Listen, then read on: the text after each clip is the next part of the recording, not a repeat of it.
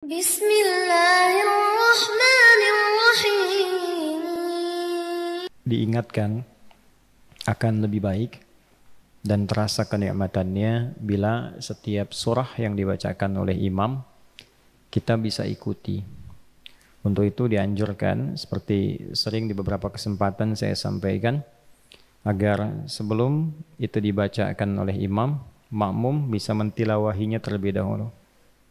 Contoh begini, tadi Isya itu saya antarkan di akhir juz 26 Adz-Dzariyat, kemudian dimulai Tarawih juz 27.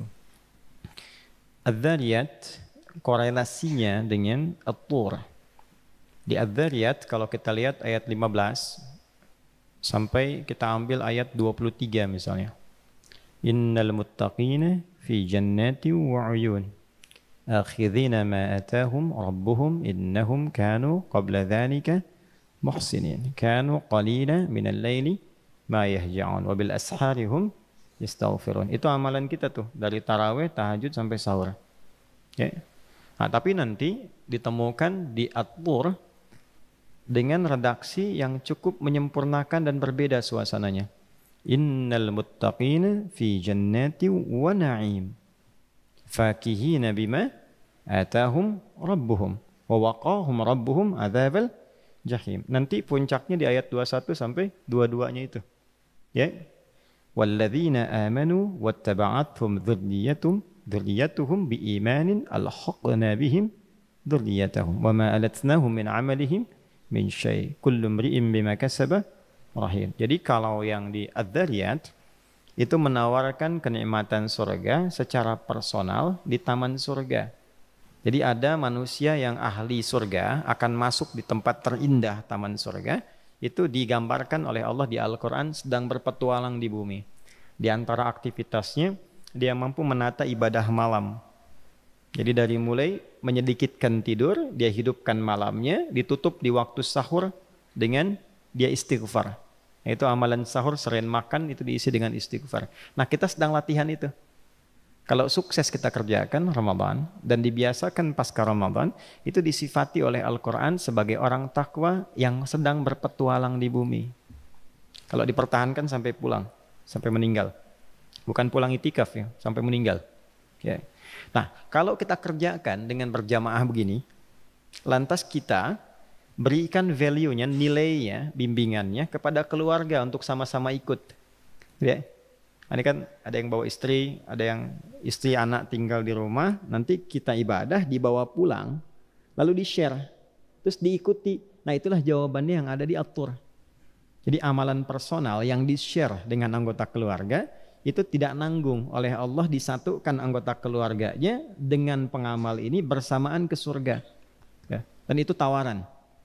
Ya, karena itu kalau bisa kita teruskan, bahasa Qur'annya sederhana. Walladzina amanu, dan orang-orang yang dengan imannya itu dia beramal.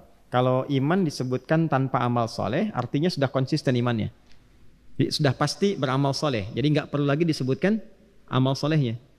Ya, kalau masih latihan disebutkan amal solehnya. Latihan puasa. Ya ayyuhalladzina amanu kutiba alaikumus syiyam.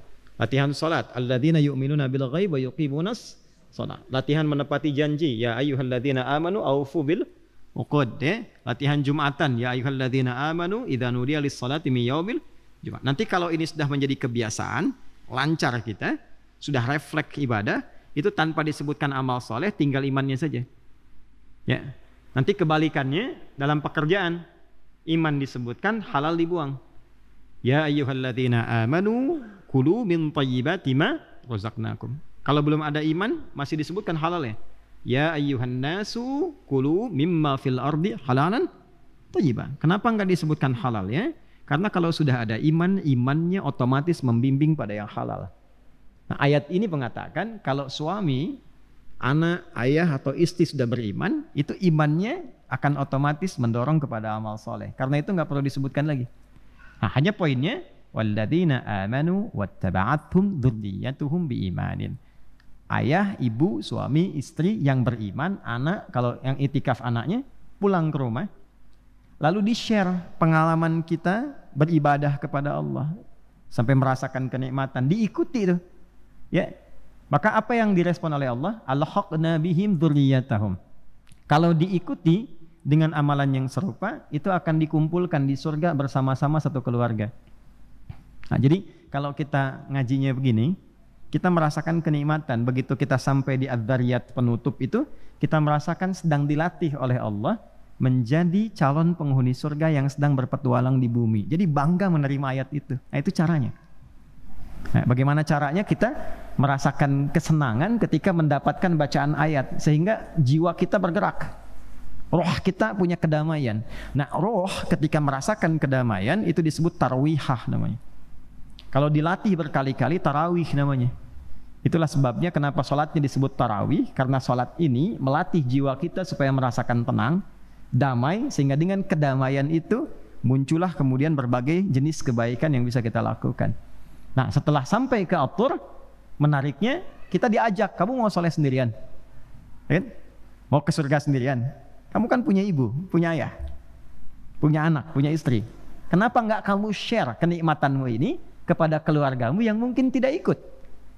Lalu kita share, masuklah di atur. Jadi menerimanya tuh enak gitu. Ya, begitu selesai atur wa idbarin nujum, langsung dibalas dengan bentuk tunggal. Wan najmi idza hawa. Nujum ketemu najm.